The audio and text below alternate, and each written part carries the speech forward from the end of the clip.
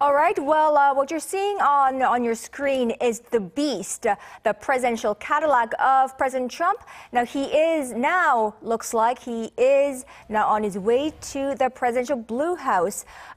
We expect that to take less than 15 minutes for sure, but with the roads blocked off, it might be faster than that. So we're seeing the motorcade of President Trump and his aides heading to the presidential Blue House for a bilateral summit with South Korean President Moon Jae-in. He's, of course, leaving the Grand Hyatt, having addressed the business leaders of South Korea. He, at one point, even made them stand up for an applause for investing much in the U.S. So we'll have to wait and see what these chiefs' responses are to that.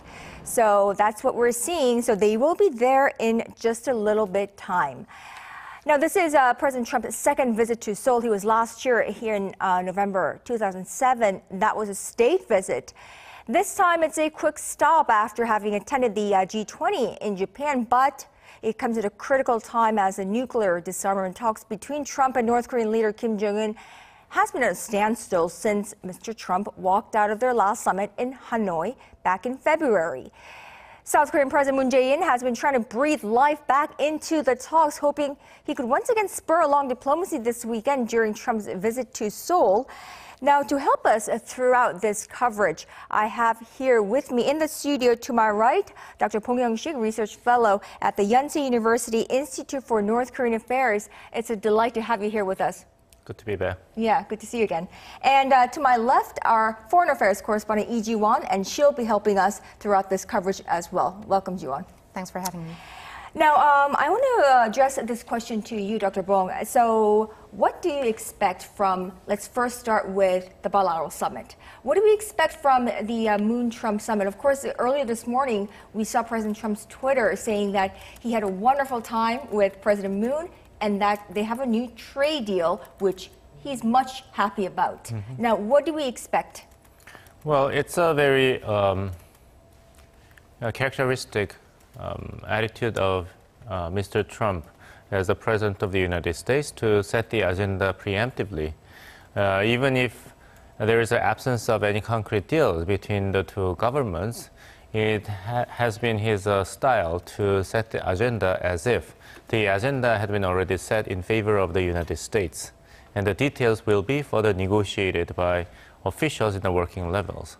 So we are not 100% sure whether at the banquet hosted in the Blue House by the South Korean President Moon Jae-in, there was actually a concrete agreement about a new trade deal between South Korea and the United States that U.S. President Donald Trump tweeted this morning. Of course, as one of the main topics, how to revise a trade deal between the two countries, very close economic partners, will be discussed this afternoon as a part of the agendas for the summit meeting for 2 hours. They will start at 11 a.m. Right, until 1 p.m. But that doesn't necessarily mean that there was any big concessions made by the South Korean government for the United States during the banquet hosted in the Blue House last night. So we'll have to wait and see whether that actually materializes into a concrete revision of the U.S. trade deal. Now, we're seeing on the screen, of course, last night of President Trump arriving at the Blue House for the banquet. This comes at a very critical time, like we said, and President Trump on a number of occasions has said that he's willing to meet President or North Korean leader Kim Jong-un at the DMZ today. Right. Up until this morning, just moments ago, he said he was not sure whether Kim Jong-un would show up or not. Now, what is this? Is this something beyond theatrics? Something beyond theatrics, but the first things first.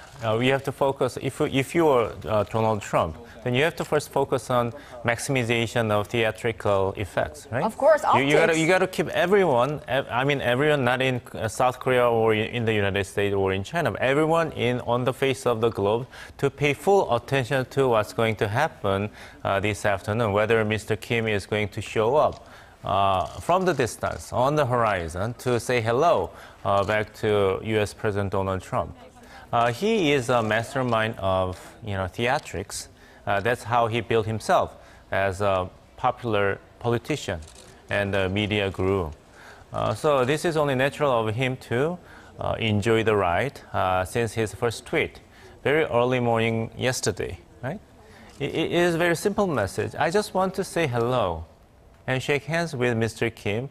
And if Mr. Kim reads this tweet, then I would like to extend my wish that, hey, let's get together for a short meeting at DMZ, because I'm going to go to DMZ anyway. The plan, which was canceled at the last moment, last time he made a state visit to South Korea due to inclement weather. Right. So he's going to demilitarize zone, that's for sure.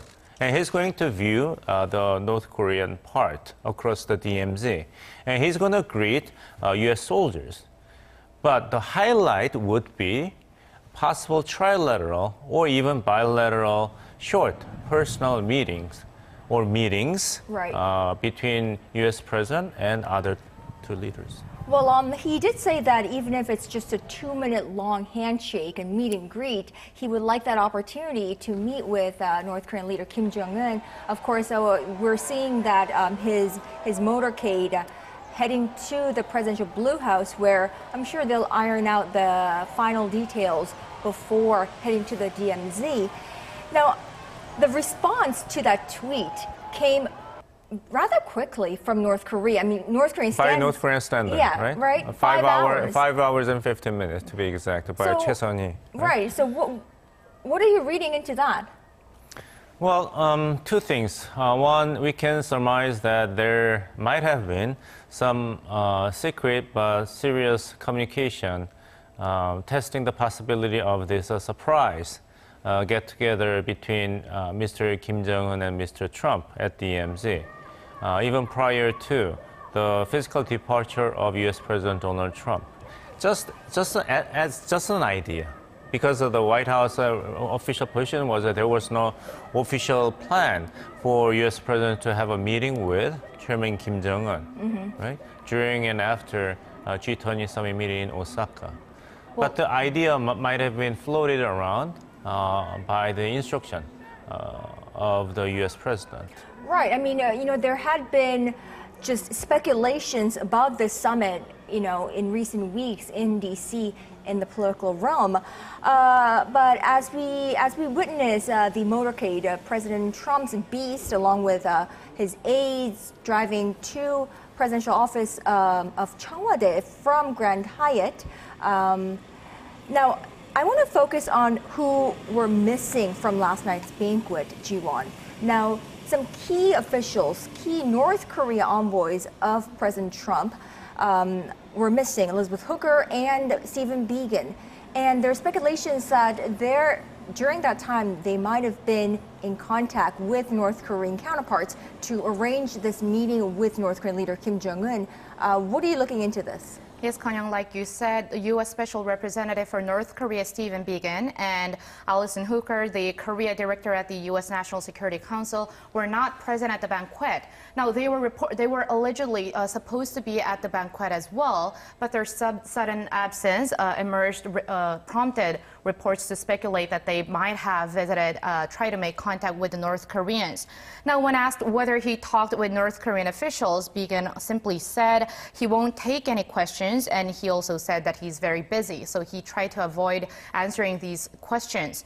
So we are speculating that these working level officials from Pyongyang and Washington were communicating on Saturday and possibly even today to arrange this sudden possible Trump-Kim summit at the DMZ. And a possible channel, we think, is a direct hotline between the UN command and the North Korean military. So, Dr. Bong, should we also focus on the fact that John Bolton is joining them? I checked with the report that John Bolton was not actually invited to the banquet, but that turned out to be a false report. He was invited officially to the banquet. I agree with the report that the absence of two, North Korea hands for the Trump administration, special representative for North Korea, Mr. Stephen Biegun, and White House chief's staff for North Korea, Allison Hooker, during the banquet, suggests something very important. At least, we still do not know whether there will be the historical and dramatic gathering among Kim, Moon, and Trump at DMZ, but at least that shows that North Korea had shown interest with the statement issued by the first Vice Minister of Foreign Affairs, Madam Choi Sun-hee. Then there must have been a very substantial and substantive communications and negotiations about the deals that would have made the surprise meetings possible between the representatives of the Trump administration. Right, and North Korean officials. Absolutely. But again, the caveat is that the substantial and long negotiations last night, the whole day yesterday, between the government officials of Trump administration and North Korean government officials, does not necessarily 100% guarantee that Kim Jong-un would show up. And President Trump actually made a point by saying that even if he doesn't show up, Kim Jong-un doesn't show up, it's not too bad. It's not too bad because the biggest winner here is definitely and clearly President Donald Trump. He got all the attention of the world for the past,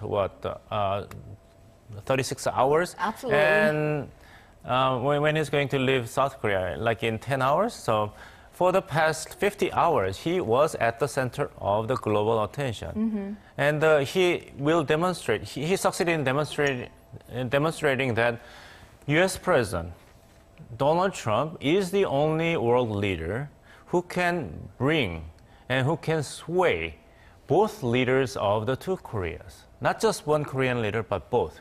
Kim Jong-un and Moon Jae-in. Even Chinese President Xi Jinping cannot do both. He can only persuade or have a leverage upon one Korean leader at a time. Who is going to remember what had been discussed and agreed during the summit meeting between Chinese President Xi Jinping and North Korean leader Kim Jong-un? It's Pyongyang. Right. When did it take place? Now nobody will remember that. Everybody will only remember if there will be Kim Jong-un, Moon Jae-in, Trump summit meeting at DMZ. It's slowly slipping our minds already. Any achievement that was carefully cultivated and built by the Chinese President Xi Jinping's visit to North Korea this year in celebration of the 70th anniversary of the establishment of diplomatic relations between the two countries, for the first time in 14 years by the Supreme Leader of China, was swept and outweighed by just a short message, tweeting by Donald Trump yesterday. There we go. We're getting live footages from the presidential office of Cheongwon-dae. We know that President Trump has arrived. We see John Bolton there, so obviously he's there. Ambassador Harry Harris is there. Mike Pompeo, I think we just got a glimpse of. Alison Hooker. Yes, Alison Hooker is there. So the entire team is there with so the entire team is there. Oh, there we go. The Pottinger is there as well. So and inside the meeting room, we briefly saw South Korea's Foreign Affairs Minister Kang Kyung-hwa and National Security Advisor Chung Eui-yong as well. And Chief of Staff No Young-min. So what's about to begin right now is the smaller limited bilateral summit, which will take place with the two presidents alongside 3 or 4 of their chiefs, National Security Chief, Chief of Staff, so Mulvaney will be there, and their Secretary of State, Mike Pompeo. This is slightly different from President Trump's visit to Seoul back in 2017, where he first started the meeting with President Moon with a one-on-one sit-down with just the translators. The meeting went on for 25 minutes before they actually started the expanded meeting. So this small expanded meeting this time is, I think, going to concentrate more on North Korea, as the officials present there are the ones that are mostly in charge of it. So we are seeing Secretary of State Mike Pompeo walking into the summit room and saying hello to National Security Advisor Chung Eui-yong, Chief of Staff No Young-min, and Foreign Minister Kang Kyung-hwa. I think the summit was supposed to begin at 11 sharp, but President Trump was running late after meeting with the business leaders, and we are seeing footages from the presidential office of Cheongwon, which is unprecedented. I remember when I was covering the Blue House back in November 2017, this was not revealed. We did not see a pre-summit gathering of such, and I think I just saw one of my fellow reporters from another organization. So no, us press pool reporters did not get any access there. So this is an extraordinary event, I suppose. And that shows the two things. One is that the current Moon Jae-in government is very press-friendly compared to the previous administration. At least this government is moving in that direction to emphasize and respect the value of free speech and the Korean people's right to know. And second point is the warm and very close partnership between the two allies, South Korea and the United States. And as a matter of fact, the White House fact sheet on President Trump's visit to Seoul, published yesterday, emphasized the importance of the moderating role of President Moon Jae-in. Okay, there we go. We are seeing President Donald Trump in a red tie walk into the bilateral summit room, and President Moon Jae-in saying hello to his aides. Now, so we are seeing the presidents of South Korea and the United States side by side and in the presidential Blue House. Let's listen in for a little bit.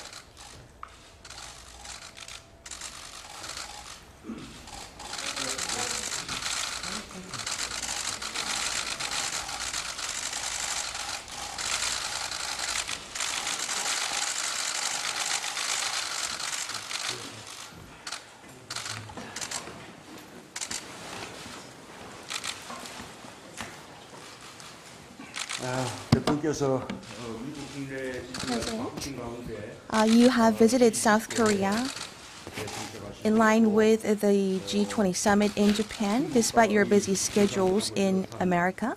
And you have met with global leaders, including China. And you have visited right here directly to South Korea. And I appreciate for your visit. Thank you for taking the time to visit Korea again after the G20 summit, as well as your summit meetings with various other leaders, including China, in spite of a plethora of issues that demand your attention both at home and abroad. On behalf of the Korean people, I'd like to extend a warm welcome to you. Yesterday, you tweeted and you announced to the international community and gave great hope to all of us. I, myself, looking at that tweet, felt that the flower of peace is blossoming here in Korea. Yesterday, through the tweet that you had sent, you actually presented a big hope to everyone, in particular, a big hope to the Korean people here. And when I was looking at that tweet, I could really feel that the flower of peace was truly blossoming on the Korean Peninsula.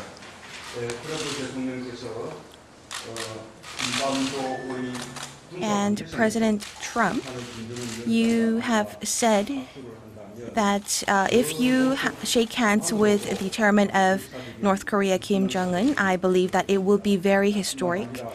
On top of that, it will help to lead to the complete denuclearization of the Korean Peninsula and eternal peace on the Korean Peninsula.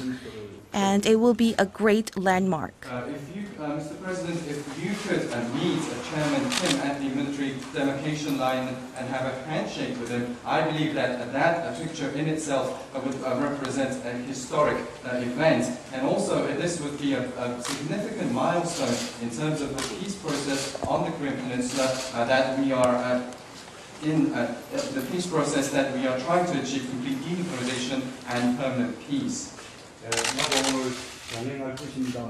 And I myself will accompany you to the DMZ, but the direct parties of the conversation is the United States and North Korea. So I hope that you could lead great conversations and dialogue with the North Korean leader. accompanying you to the DMZ, but today the focus of the dialogue would be, of course, between you and Chairman Kim. So I do hope that you will be able to achieve great progress in the dialogue with Chairman Kim.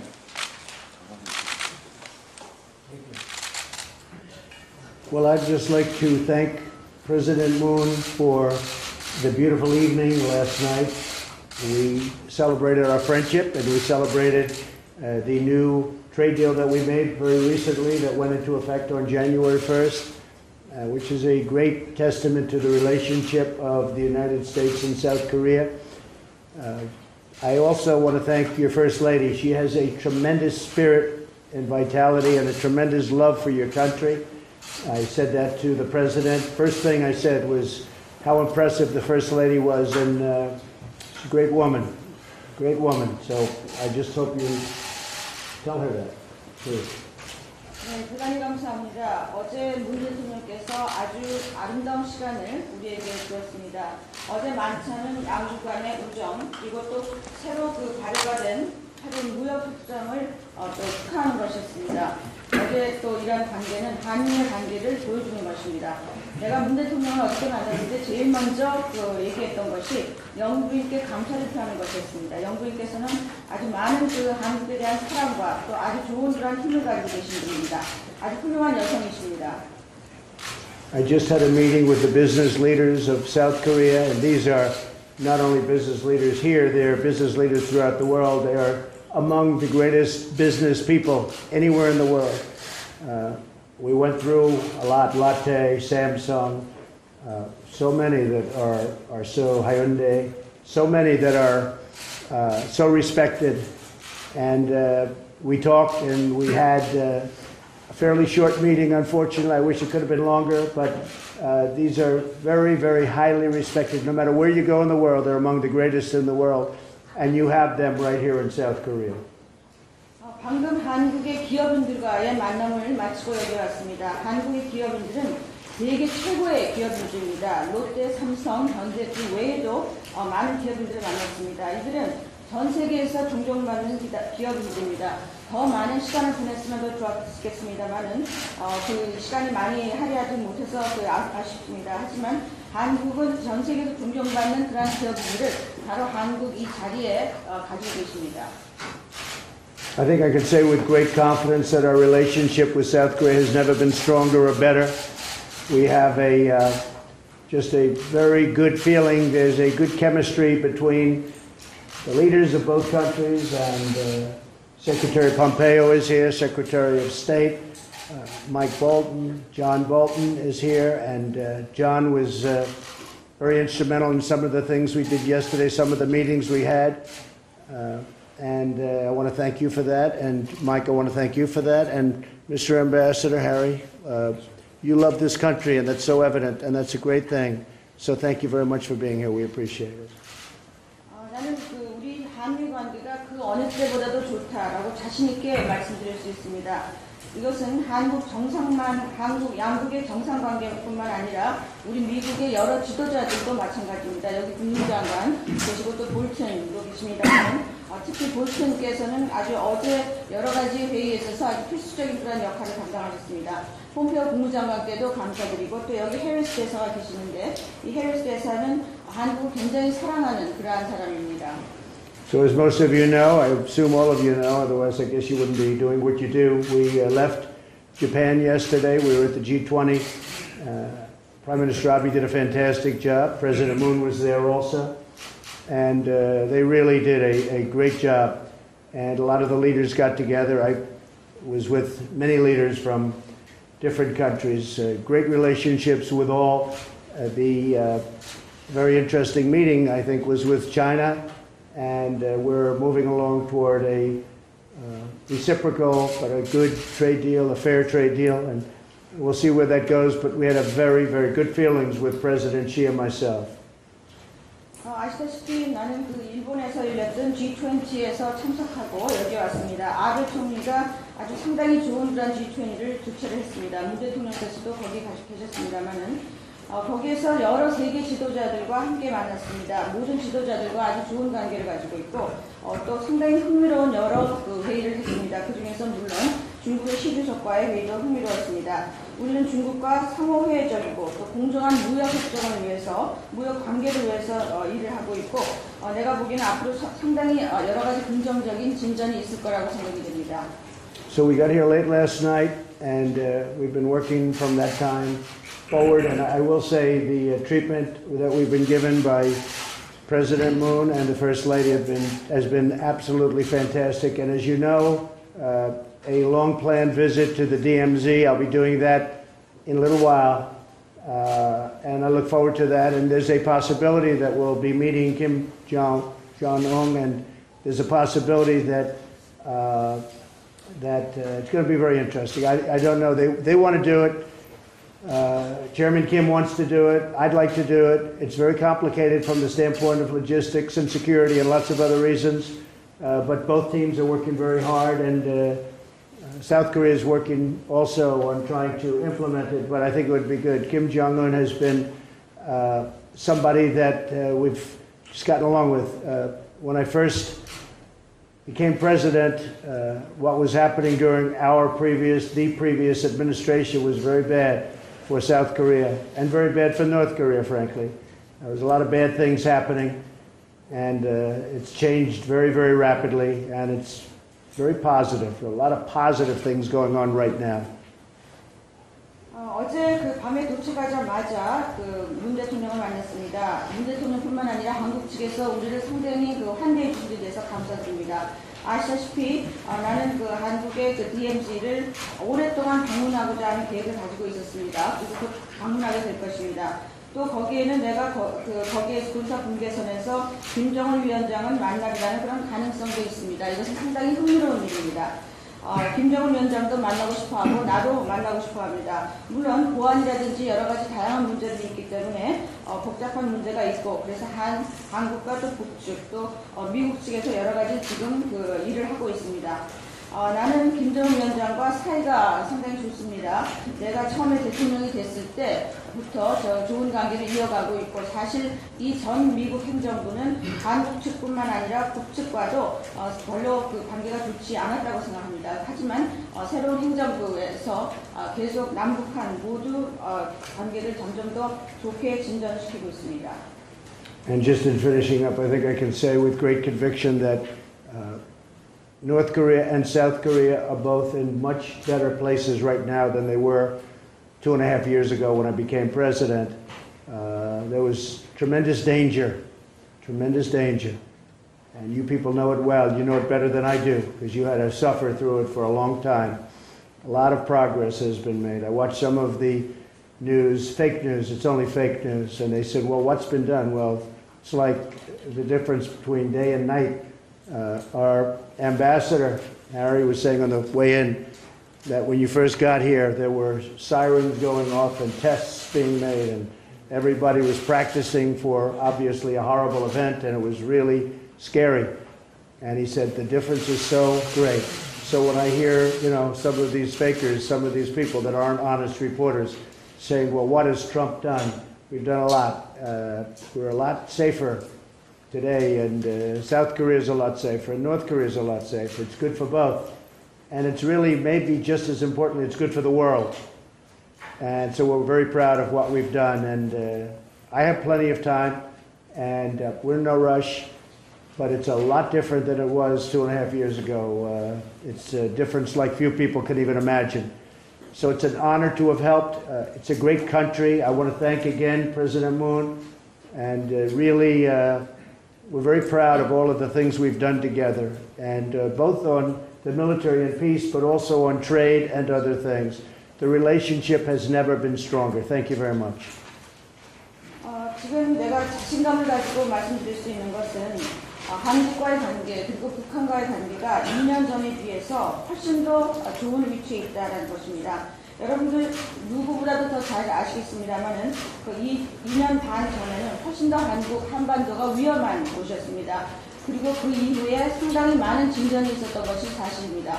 물론 가짜뉴스에서는 뭐가 진전되었냐라고 그렇게 의문을 표할 수도 있습니다만은 분명한 것은 확실하게 예전보다 훨씬 더 안전된 그런 한반도다라는 것입니다. 여기 해리스 대사가 계십니다만은 처음에 왔을 때는 그 전쟁의 어떤 사이렌이라든지 전쟁 위험이 많았고 많은 사람들이 공포에 떨었습니다. 하지만 이제 상당히 다른 그러한 곳이 되었습니다. 훨씬 더 북한뿐만 아니라 한국, 한반도가 훨씬 더 안전하게 된 것입니다.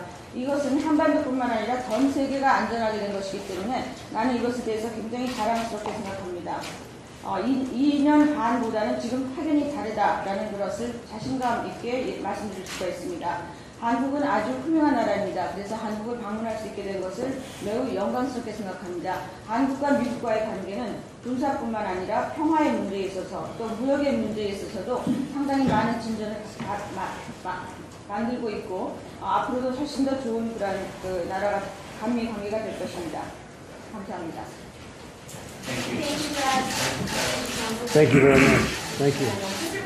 Thank you. Thank you.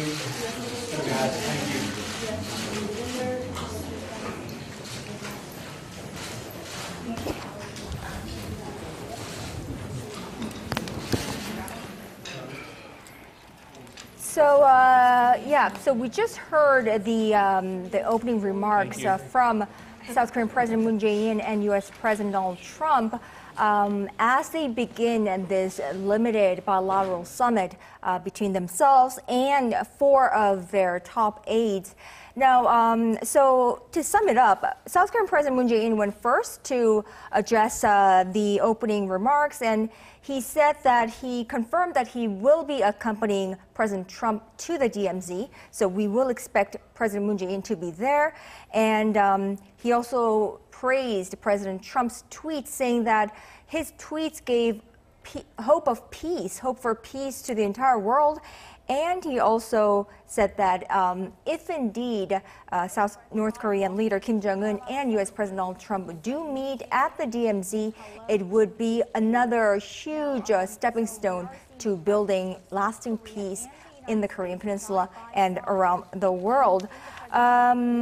Also, we'd like to note that President Trump, he of course began his speech by praising the South Korean businesses and conglomerates in South Korea.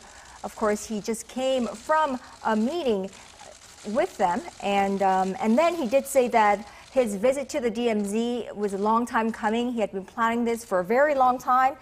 He also said that he'd like to meet, again reaffirmed that he'd like to meet North Korean leader Kim Jong-un at the DMZ. But of course, there are complications in logistics, security, and other things. But he did say that South Korean counterparts have been helping out in trying to arrange that meeting to happen. Now, so it looks like the 1+4 meeting, so the bilateral summit between the 2 presidents, along with their national security advisors, so John Bolton and Chung Eui-yong, and Foreign Minister Kang Kyung-hwa, Secretary of State Mike Pompeo, and Chief of Staffs Mick Mulvaney and No Young-min, as well as the U.S. Ambassador to South Korea, Harry Harris, and South Korean Ambassador to the U.S., Cho Yoon-jae, will be sitting in for that bilateral summit. That will, of course, then be followed by an expanded summit. 6 more will join in from each side, and then it will be an 11 to 11 expanded summit, plus working luncheon for about an hour. Now, Dr. Bong, so this, of course, again, I say it's unprecedented. I have never seen this opening remarks of a bilateral summit go live as a live feed like this before. What did you make out of their remarks, the respective presidents' remarks? Well, it confirms that the state of bilateral partnership between South Korea and the United States as security partners is as good as it has been. According to the White House fact sheet, it also confirms that the joint North Korea policy by Washington and Seoul is the strongest ever, which is a very clear statement. And Trump administration also clearly expresses its appreciation for Moon Jae-in government as a, quote, indispensable in assisting with President Trump's negotiations with North Korea leader Kim Jong-un, meaning that there is no daylight between Washington and Seoul as security partners. especially in dealing with nuclear missile issues with North Korea, although there might have been some strong temptations for Pyongyang to drive a wedge between Trump administration and the South Korean government. And the symbolic statement I drew from the opening remarks by both presidents is that they made it really clear that they went to DMZ together, meaning that even though North Korean leadership might make it an absolute preconditions for possible surprise meeting between U.S. President Donald Trump and Chairman Kim Jong-un of North Korea at DMZ without the presence of South Korean president, because North Korea would like to monopolize the attention and the status as the only legitimate government of the entire Korean peninsula. And also in order to reinforce its stance that we only deal directly with Washington. We have absolutely no interest, -0 interest in going through Seoul to Washington. But both presidents made it really clear that that kind of demands by North Korean authority are not acceptable. Absolutely. So we had been seeing in recent weeks North Korea's propaganda mouthpieces lashing out on South Korea and its role in this peacemaking process. But we have to remember that it was indeed South Korean President Moon Jae-in who basically built that bridge between President and Washington Trump acknowledged that and in the White House fact sheet that Moon Jae-in was indispensable, right, in promoting the communication and negotiation between U.S. President and leader of North Korea. Right, and President Moon Jae-in just now, he did say that although he's accompanying President Trump to the DMZ, the center of attention will be on the North Korean leader and the U.S. president, as they are the actual direct parties in talks in this negotiations. President Trump also said that not only does he want to meet Kim Jong-un, but North Korean leader Kim Jong-un very much wants to meet Trump at DMZ as well, and still everything is being worked out. He also said that he emphasized the shortness of a possible meeting. He said it might just be a handshake, but that's okay. A handshake is good enough, he said. What is in his mind? Like, what's running through his mind? Why is a handshake good enough? What does it signify? Two things. One, it might have been the content of the letters exchanged by the two leaders, especially the letter sent by Chairman Kim Jong-un to U.S. President Donald Trump, because Donald Trump was quite impressed by what he called the beautiful warm birthday letter. Wishing him a happy birthday. Right. I happened to learn that June 14th is actually the birthday of the U.S. President Donald Trump, thanks to this letter report. Oh yeah, and he told reporters, "It is my birthday." Right. Yeah. And how good it is that somebody remembers your birthday and recognizes it with a warm, beautiful letter. Yes. So both sides made it really clear by exchanging letters, personal letters, that we can talk to each other. We can talk to each other and we can build trust, which will be extremely conducive to producing results. They will put an end to this prolonged hostility on the Korean Peninsula since the Korean War, and to realize our respective major goals. For North Korea, it is security assurance and economic prosperity. And for the United States, it's ending hostility on the Korean Peninsula and final and fully verified denuclearization on the Korean Peninsula. Well, what drew my attention is the fact that President Trump made a note of his National Security Advisor, John Bolton. Now, we did not get a glimpse of him yesterday. So, but President Trump said that he, in fact, was doing a whole lot of work. So, our just estimated guess, educated guess would be that he must have been working on something North Korea. I think he was behind the scene in negotiating the terms of possible surprise meeting between U.S. President Donald Trump and Chairman Kim Jong-un of North Korea during the time that U.S. President Donald Trump, accompanied by South Korean President Moon Jae-in, visiting the DMZ. Because John Bolton is also working with special representative for North Korea, Mr. Stephen Biegun, and Alison Hooker in the White House. So these three people rather absent last time during the banquet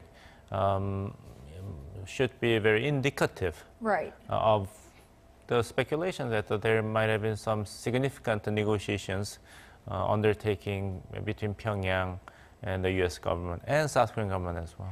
I think there's another question of, whether this is actually possible, whether this, handshake, the one quite like the April summit between President Moon and North Korean leader Kim Jong-un at Panmunjom, whether this is possible in such a short amount of time. Because I remember back in April or last year, long hours were spent building infrastructure and working out the logistics, security, and everything.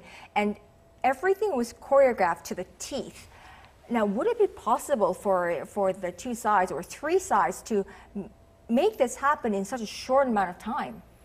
It would have been possible by Donald Trump's standards, but it may not have been possible by North Korean standard, because North Korea is a very peculiar political system based upon Juche ideology. So Supreme Leader receiving the invitations from U.S. President, or it's a dilemma to strengthening its warm relationship with the U.S. President at the expense of allowing South Korean President to be present in the scene. Must have really complicated its own strategic calculation on that. So if will be no surprise meeting between Kim Jong-un and Donald Trump, then we can speculate what might have been the major breaking points, and one of which would be North Korea's insistence upon keeping away the presence of South Korean president. Well, that's what I thought as well, because it's in such a short notice, the two sides are going to have to choreograph the whole security issues as well. But when I spoke to one of the South Korean officials at the foreign ministry who's in charge of these North Korean affairs, he said that because it's something the leaders have spoken, something that President Trump has ordered, something he has offered, and something that Choi Sun-hee, the vice foreign minister, who is believed to be the mouthpiece of North Korean leader Kim Jong-un, she showed a very positive response to Trump's offer. So what he thinks is that because if it's something that the two leaders think is appropriate and should happen, he said despite the short time, it can possibly happen as well. But the problem is that it has to be happen in a way that is satisfactory to North Korean leadership. If that includes the presence of South Korean government, then that really undermines the power of its argument that we are not interested in dealing with South Korea. We are only dealing with the United States for agendas of mutual interest, and